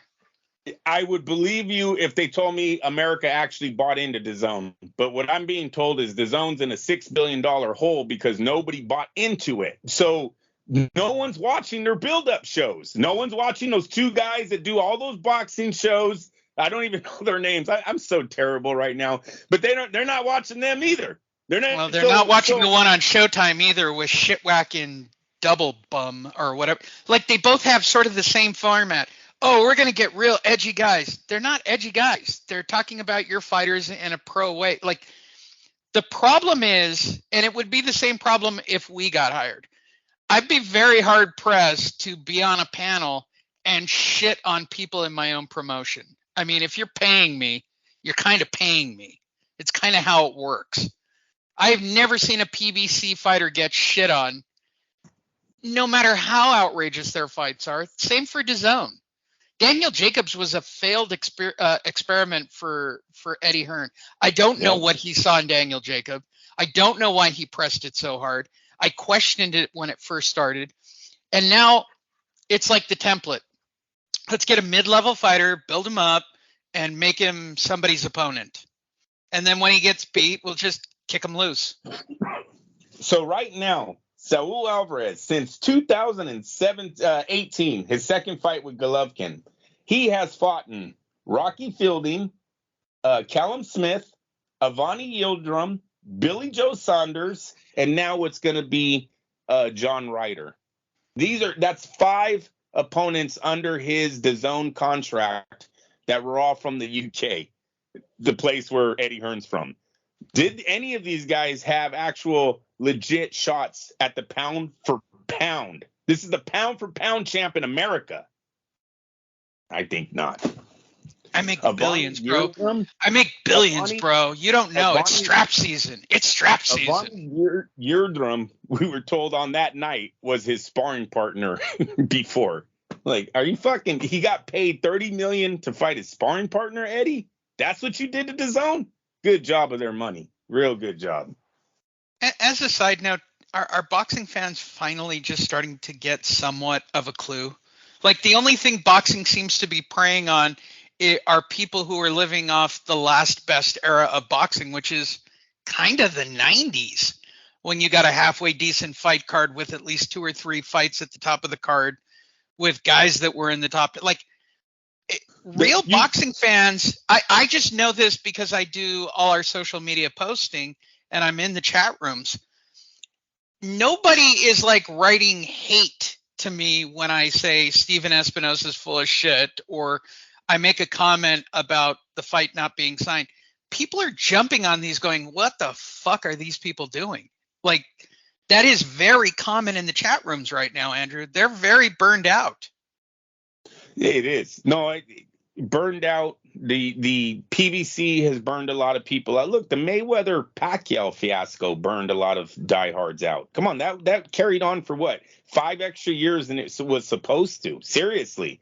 They had us go to fucking fake meetings. Oh, tonight at 11 p.m., Floyd's going to be signing the contract. Everyone stood up. 11 p.m., let's go to Floyd's website. And he's talking about fighting him, but it's not ready, or you know what I mean? Like they played us for so long.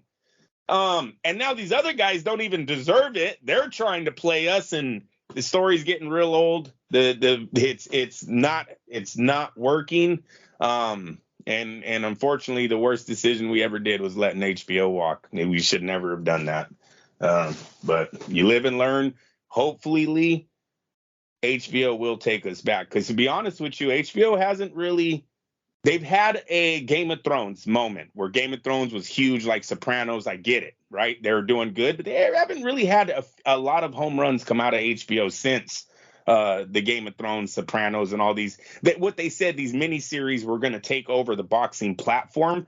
I haven't seen it catch fire on that level again. The House of Dragons really did not catch like the Game of Thrones was. Are you watching The Last of Us? No, Their newest one? I have not seen that one. No. Right, because he's Daniel Jacobs. I'm just saying it. I'm just saying it out loud. It's Daniel Jacobs. So HBO's Daniel Jacobs.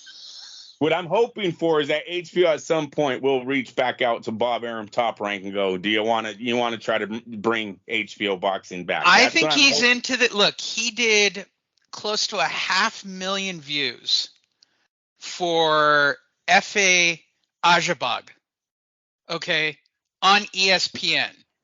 They delayed the fight till after they were done with a college game. They had a high turnover rate. They got 500,000 views.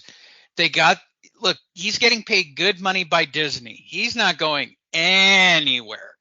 He's got a sweetheart deal right now with the Disney company. I hear you on that. But I gotta say though, they used to get a lot more than just 500,000 views on HBO. You would have 500,000. Look, if F.A. Ajabag was on HBO, they're not doing 500,000 views. They're not. Lee, HBO carried the sport for 20,000+ years. They had a bunch of F. Ajabas on that show. HBO World Classic Boxing, HBO Championship Boxing, After Dark Boxing. They had many platforms on HBO where a fighter like his skill set would have been put on and he would have still gotten views because everyone watching HBO would know what they're watching by them saying Championship Boxing, Boxing After Dark, or World Class Boxing, whatever the other one was. You know, we never talked about it. Can you imagine Steven Espinosa after Top Rank pulls out of the HBO deal and HBO stops doing it? Can you imagine Espinosa talking to the execs at CBS going, "We're going to pick up all those fight fans"? Yeah. Yes, I do. I guarantee he was in there literally licking his chops with his Steven Espinosa calculator going, "We're going to get into promoting. This is the greatest thing that ever happened to Showtime Sports." And how about this one? We just landed the manager that created all of this. We have the biggest guy in boxing, Al Heyman. He's going to give us everything. Every fight you guys want, this guy controls. Didn't give him shit. Didn't give him diddly shit. I mean, their numbers are so bad. I cannot stress this. Please go look at Steven Espinosa's Twitter on Friday night, trying to sell guys who are literally getting their first time on TV for a Showbox card. And HBO had HBO After Dark, but they did okay. I mean, their numbers were really okay comparatively to Showtime. I mean, he just tried so hard. It was pathetic.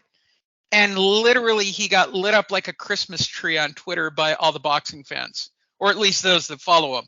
I just didn't feel like piling on at that moment. I mean, I'm actually starting to feel bad for how delusional Steven Espinosa is at this point, that he's now lying about pay-per-view numbers.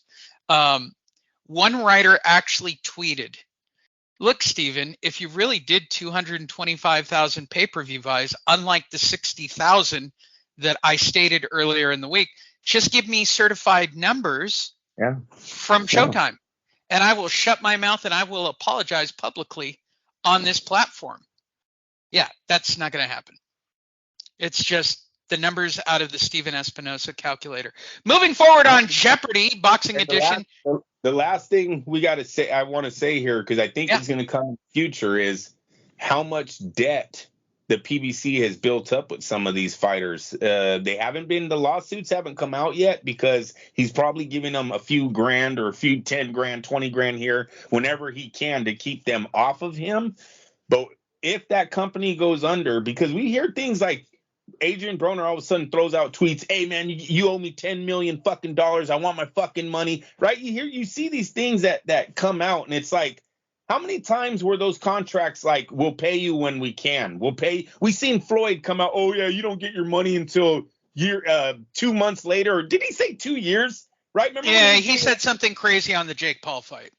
Yeah. So I wonder how much debt are these fighters in as IOUs from Al Heyman? Like, no. I know I told you I was going to give you $3 million. You just got to wait. We were waiting for the money to come in. It's going to be interesting to see if those stories start popping up once these fighters retire and now they just want to get fucking paid.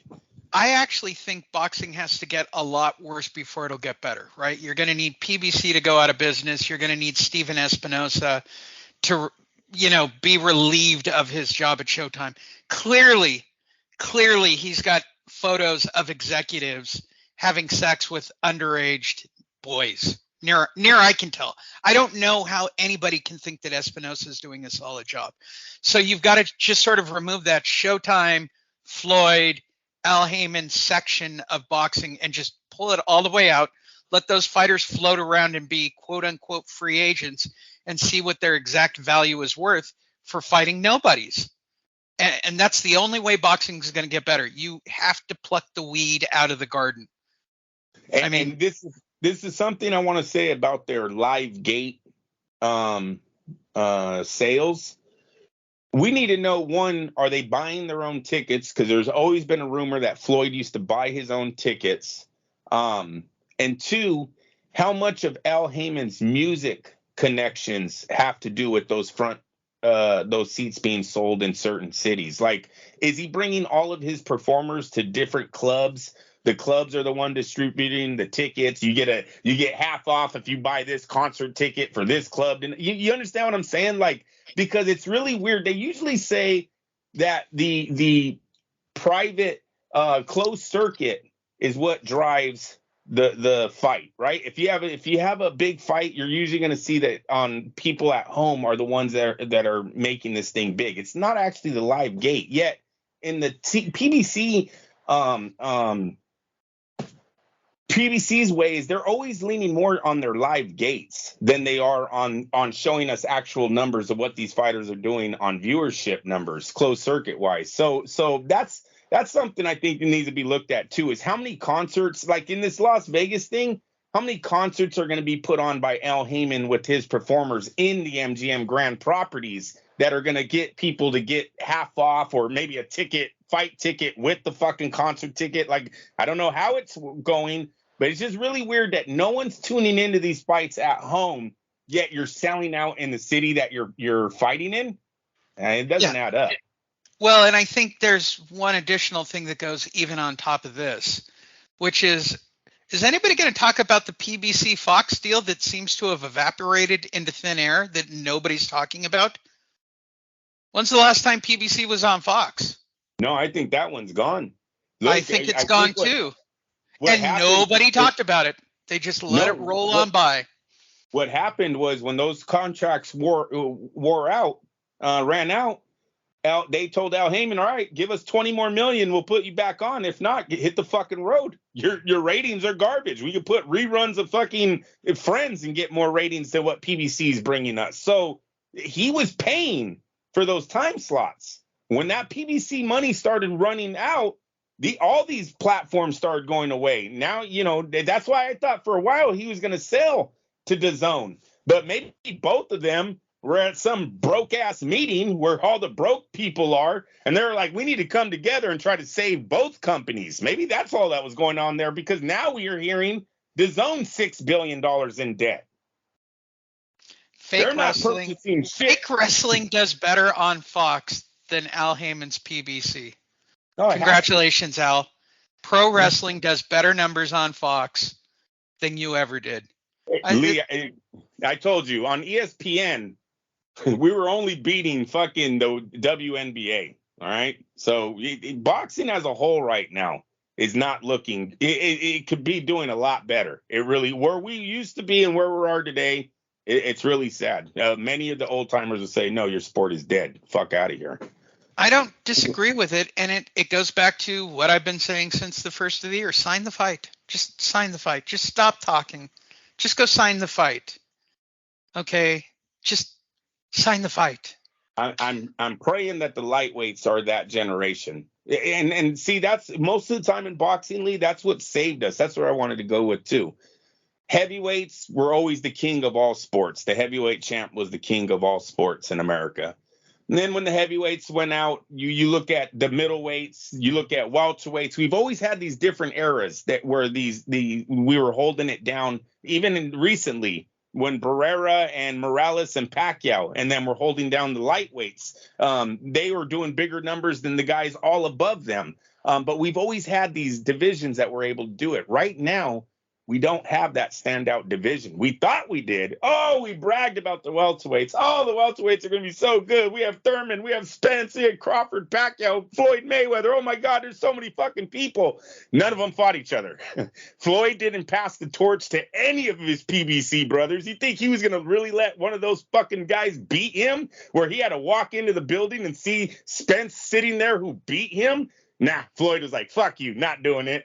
Manny tried to do it, and then the universe, I don't know, timing, whatever. Crawford didn't work out. Spence didn't work out. He never passed the torch. And then the PBC they never made it big. Garcia did fight Spence, and Porter fought them all, and Thurman fought Porter, and all this bullshit.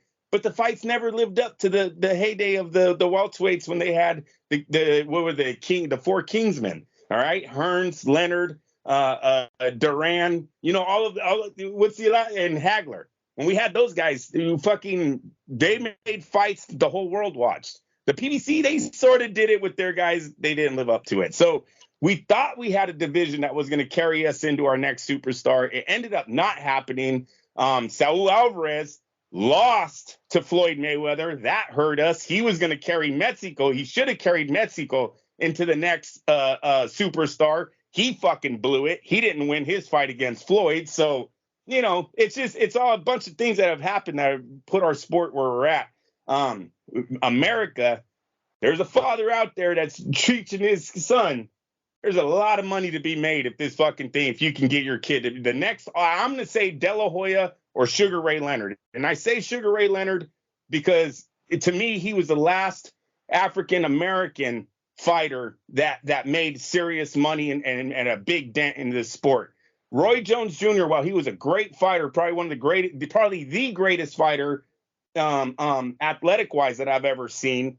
Andre Ward, probably the greatest fighter ever, comes out. They didn't make it big financially for whatever reason. They didn't. Tyson had the rape charge. Holyfield was just a little too good. They didn't make it like Sugar Ray did.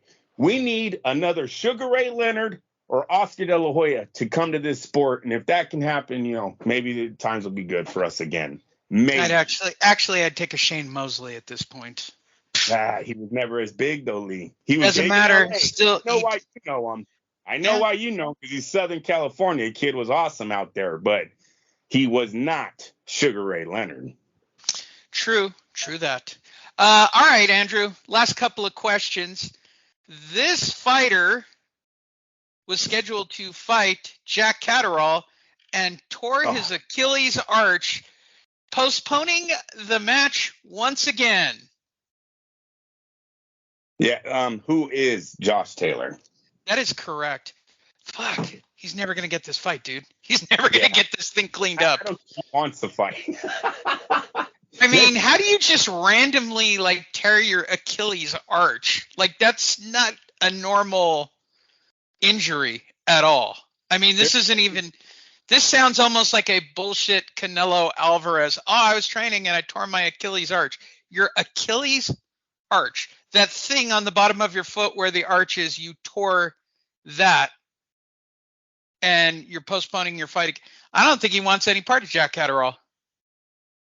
Yeah, I feel sorry for Catterall, who really doesn't know the what's the word, Lee? The drive behind the Taylor team. Is Taylor training, or is this all put together to get him off of his peak moment, right? Because now Catterall has been training twice. He's had his body at this certain level of conditioning, and then they got to temper it down and then bring it back up, temper it down and bring it back up. That is really hard to do. You always hear athletes talking about they don't like the postponements of fights because of this. It's now happened twice to Catterall. It might be time, I don't know, for Catterall to move on. It might be. Could you imagine if it happens again? Could you imagine a cut? Maybe next time Josh Taylor gets cut and they actually have a proof. Look, he has a slice over his eye. Fights off again. You really want to spend, 2 years chasing this dude? Might be time to move on. Yeah, it's pretty bad. Joining us is Top Rank Bob for more clarification on this. Bob, what do you have for us? Listen, the fight's a single. He tore his Achilles arch. That's the story. I'm sticking to it. Thanks, Bob. That explains it. Good job. Yeah. I can't imagine that it nets all that much money for him. Got to be honest. All right. This fighter won in the 4th round over this generational fighter. Who is Liam Smith? Yeah, that's the lead-in for us to talk about last night's fight. Whatever, dude. No, don't worry. I got a final Jeopardy question to end the show that I think is going to pay off. I realized the last 3 have been easy, but I also realized that there are a lot of drunk people driving around with Patron and Bud Light Lime at this moment. So trust me, final Jeopardy is coming up, and it's a good question. So we all watched this in real time last night. I didn't think Eubanks was doing that bad in the 2nd and 3rd round. He just couldn't really keep Liam off of him until Liam cracked him. So I don't even know how the fight got restarted in the 4th round. I didn't think he had his bearings when they restarted the fight. And at that point, Roy Jones was already up on the ring apron getting ready to throw a towel before he got cracked again by Liam. That was a crazy ending to this fight because it's a tale of 2 fights. They didn't do anything in round 1. Round 2 and 3 were decisively Eubanks with a great jab. And then in the 4th round, it was all over. It was like, boom, all over. It was like Deontay Wilder type fashion. Yeah, no, I like to start off by thanking Eubank Jr. for fighting the fight that he did. I was finally able to show Jr. Why you keep your motherfucking hands up, and I told Jr. just like that when the punch finally landed. You could see it the whole fight. Lee, he's not Roy Jones. He's trying to fight with Roy with that downward ease. Oh, my God. He leans, first of all right, let's break this down. He leans forward. You're not Roy Jones Jr. Secondly, He keeps his hands at his side. You're not Roy Jones Jr. You're not that fast. Third, he's living or dying off the jab, which Roy did as well, and he did very well in the 2nd and 3rd round until he could time it and put an end to this thing in the 4th. Yeah, Lee, Roy Jones' speed was second to none, all right? That's why he could throw jabs from the hips. That's why he could lunge in with left hooks. He did all the things you were not supposed to do in boxing because his speed was second to none. You, young man, are not Roy Jones Jr. Keep your hands up. Keep your hands up. His back was on the rope. His back was on the ropes. You throw the right hand. That's all you do, man. They got nowhere to go. Now you got no guard against your chin and your back's on the ropes. Go to work. Liam went to work. He knocked his fucking ass out. Look, I kept seeing it. He was barely missing him, or he was hitting him. And it was like, dude, he's not picking up his hands. He's right. It's right there. You seen it. And finally it happened. It happened fast too. It wasn't even long into that fight that Chris Eubanks should know he is not Roy Jones Jr. His dad needs to tell him this is not the right fight. If this is what, and you're saying he won the first 2 rounds. I'll give you that. But what a boring ass fight. Like I could see right away.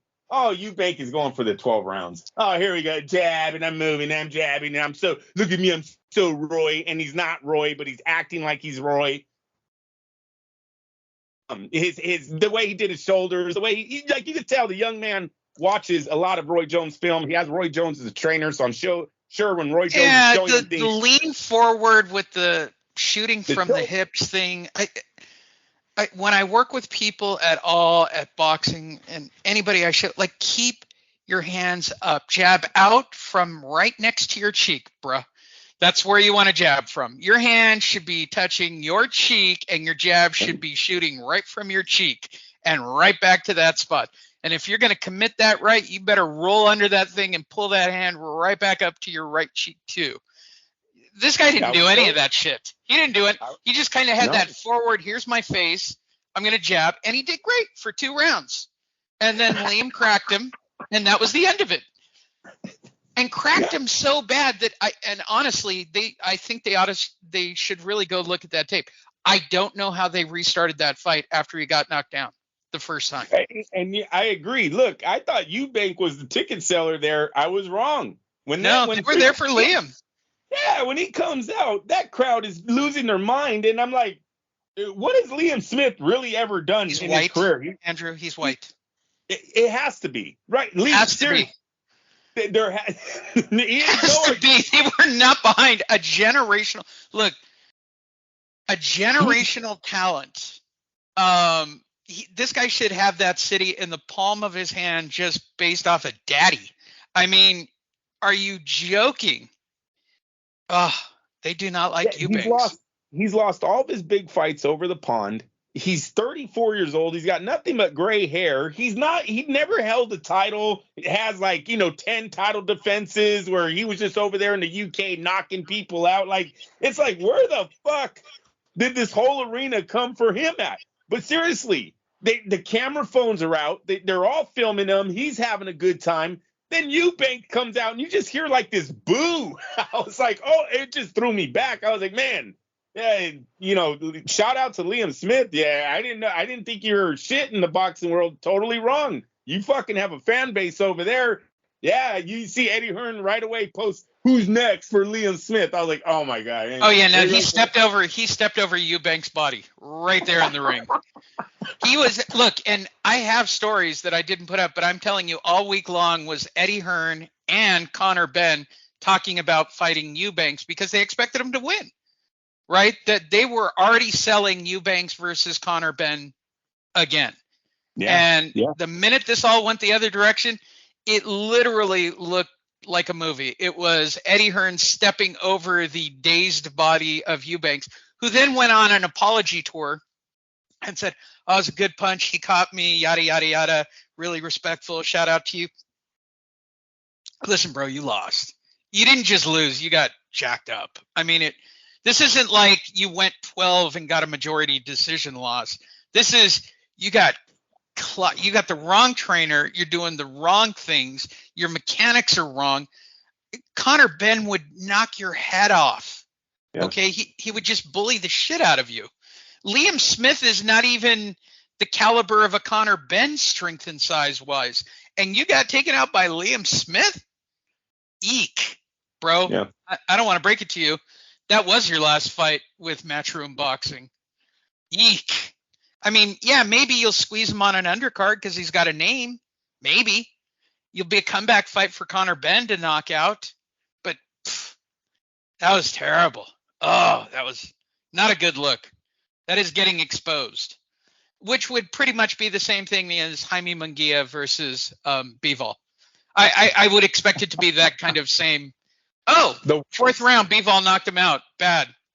That is worse than Meldrick Taylor versus Terry Norris. I think that would literally take that trophy. That is one of those suicide matches your guy had. Oh, what about UK Golovkin when he fought the welterweight? Oh, what's his name? Cal Brooks. Cal Brooks. Yeah. That's another one of those matches. You go in there, you get your fucking eye detached from your brain, right? Yeah. Right. What were you doing in the ring with the guy that big? Stupid. Yeah. Dumb. That was just dumb. And they kept trying to sell, oh, look how much bigger Eubanks is. Yeah, well, if you're not going to fight big and you're going to keep your hands down, I don't really care how many weight classes the dude is underneath you. You're not going to see Tyson Fury. Here's a little heads up for everybody who thinks that this was a lucky punch. Watch Tyson Fury against Alexander Usyk. Even at that size difference, Tyson Fury is going to keep his hands up. He is. He's not going to. He's just not going to drop his hands because the guy's a foot shorter than him. He's not stupid. He's been fighting for too many years. I mean, just such a rookie move. I mean, it was so rookie. And he had the name. It was terrible, Andrew. That was just, what a terrible night of boxing. or afternoon, I should say. And football was crappy yesterday. As a side note, Andrew, are you going to be okay if San Francisco makes it to the Super Bowl? Well, no, and actually, I like how the NFC played out for me. They have to go through the Cowboys, which is not a hard team, but I think it's a better team than what Tampa Bay would have put on the field today, because the Niners already destroyed them 35-0. I wouldn't want to see that played over, so I'm glad the Cowboys made it. And they beat Philadelphia in the finals. Yeah, if they get exactly. through the Cowboys. Yeah. I mean, Philadelphia yesterday looked unbeatable. Unstoppable. Yes, Unstoppable. Yes, they did. And then that's what I like too, is that Philly won. They have to now go to Philly and play a good team. So there is no free ride. If the Niners do make it to the Super Bowl, hey, you play two of the best teams in the NFC to get there. Hats off to you. Whatever. Same thing for the AFC. Kansas City squeaks through a red hot Jacksonville, and they were hot. They came in running hot. But the big game is today. You're looking at, Bills-Bengals. Bills-Bengals is a great game. All right. That's a replay of the infamous Monday night game. Right. And if Buffalo wins, which they probably will because they are the superior team because they've got to play in Buffalo, you're looking at Buffalo versus Kansas City at a neutral site, Andrew. That changes the complexion of that game completely. This is shaping up to be a great Super Bowl. It's going to be played in Atlanta, I think, is what I heard yesterday. No. The Atlanta or New Orleans. I thought I had heard New Orleans, but it could be Atlanta as well. Either one of those places is fine. But that's phenomenal. That's phenomenal. You'll truly get a real AFC champion. Both of the teams are just all three of the teams that are left are deserving. Yeah, there's no sneakers this year. Someone snuck by and they just got hot at the right time. No, these are some of the top four teams that were driving the whole NFL this year. They all seem to have made it to the finals, and we'll see what happens. And I had no delusions as a Charger fans if they got past Kansas City. I mean, if they got past Jacksonville, I knew they'd run into a wall in Kansas City because Andy Reid is just too damn smart. He's played him too many times. Yeah. It doesn't matter. So the right teams are all there. It's going to be today's the big day. It'll be very interesting. Very interesting. A lot of people think today is the Super Bowl. I do too. I think Philadelphia versus San Francisco is a very interesting game in Philadelphia. I mean, a really interesting game. And Dallas is one of those teams that is kind of hot right now. So we'll see just how good San Francisco is. Though, yeah, the two fan bases, they all wanted to see the Niners and Cowboys. I think that's the big game. That is the big game. And then whatever comes out of the AFC, those three teams all deserve to be there, and you're going to find out. You're really going to find out. Oh, all right. My numbers are 0 and 4. Woo! 0 and 4 today for Niners Cowboys. Nice. Dallas 0, Niners 4. So I'm in Monterey Park. I've got Chinese food for the Lunar New Year. I got pizza. I'm all set to go. But for those of you driving around drunk throughout the United States and the world, especially shout out to our friends in the Middle East, where we're still number one for whatever remarkable reason.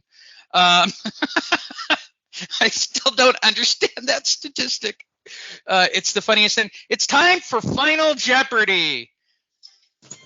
Here's your Final Jeopardy question, Andrew. All right.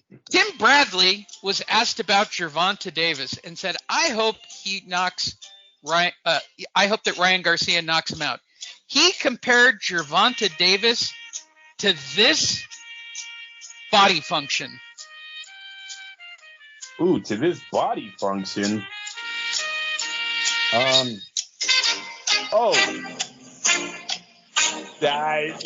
right, Andrew, what's your final answer? First, let's see what you risked. You risked all of your points, Andrew. You're not playing against anybody. Miguel's not here this week, but you risked all of your points. He called him a piece of shit. That is correct. Andrew killed it for Final G. I love this. All right. Hey, Tim Bradley finally went deep cut on this. Good for Tim. And basically it's because he hit his wife. Tim Bradley can suck my dick. Was the response out of Gervonta Davis? That's so great. Hey, that's a guy he can't push around though. You can't just walk up to Timothy Bradley and be like, "What'd you say about me?" Because Timothy got hands too. So Uh, you Tim could see Bradley can suck a dick. It's always an old person hating. He didn't start fighting real opponents till he had 26 fights. Okay, that's not cool on your part. My daughter hits harder than him. Bobblehead motherfucker. Another person I will be way richer than and have more star power than, and I'm see all they're half his worried age about. with fewer fights. Wow, Gervonta. All he's That was worried a about. That's a strong fact. Well, what did he say? I'm rooting for Garcia and I want him to win because I'm not a Tank fan. I'll be honest with you. I'm not a fan of his at all. I'm not a fan of what he does and how he operates outside the ring. I want Ryan Garcia to knock his ass out. Knock him out. Sit him on his pants and give him a rude awakening. I can hope, but I don't know if that's going to happen. Well, thanks. Nice way of hedging your bet. I do like the fact he called him a piece of shit and that it set Gervonta Davis completely off. Hilarious. Yeah, no, that's what we talked about prior to that. Bradley coming out and saying that we had talked about him. He kind of just ruined his chances of being the face of boxing.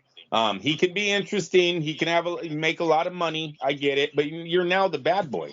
You're the bad boy of boxing that everyone wants to see lose, not win. So hopefully you can, like Floyd, make that work for you and get a career of just winning so people hate you. That's cool. That's the road you wanted to go down. More Why power to Vegas you. loved Floyd Mayweather. Everybody bet against Floyd Mayweather because they hated Floyd Mayweather.